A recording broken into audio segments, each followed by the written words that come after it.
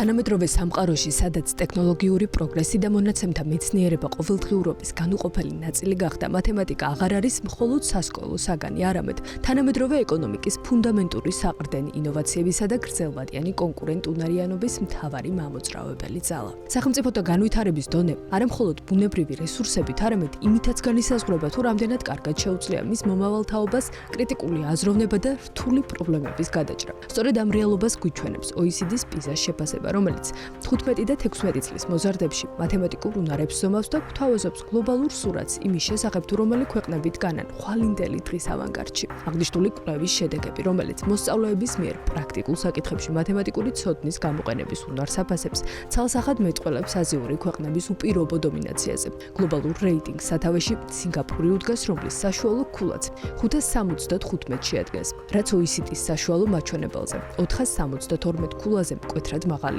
შედეგი შემთხვევითი არ არის. სინგაპურის განათლების სისტემა, რომელიც სიღრმისეულ ანალიზსა და ვიზუალიზაციაზეა ორიენტირებული, მსოფლიოში ოქროს სტანდარტად ითვლება. აზიურ ჰეგემონიას ამყარებს მაკაო, ტაივანი, ჰონკონგი, იაპონია და სამხრეთ კორეა, რომლებიც ლიდერთა ხუთეულს ავსებენ საშუალოდ 520 ქულაზე მაღალი მაჩვენებლით. აღმოსავლეთ აზიის ეს ქვეყნები წლების განმავლობაში ატარებენ მკაცრ და აკადემიურ მოსწრებაზე ორიენტირებულ პოლიტიკას, სადაც მათემატიკური განათლება ეროვნული პრიორიტეტი არის. შედეგადაც მათი მოსწავლეები რთული ამოცანების გადაჭრაში ტოლს არავის უდებენ.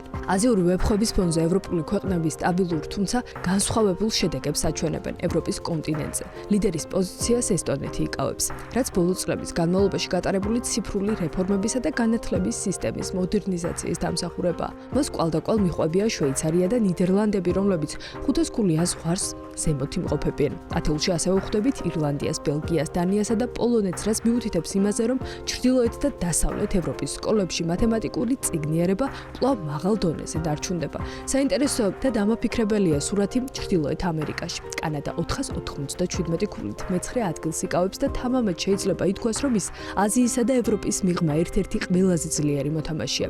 ამის საპირისპიროდ შეერთებული შტატები, რომელიც მსოფლიოს უდიდეს ეკონომიკას წარმოადგენს, ამ კონკრეტულ რეიტინგში OECD-ის საშუალო მაჩვენებელს ჩამოუვარდება და 35 ქვეყანას შორის 33 ადგილზე 465 ქულით პოზიციონირებს.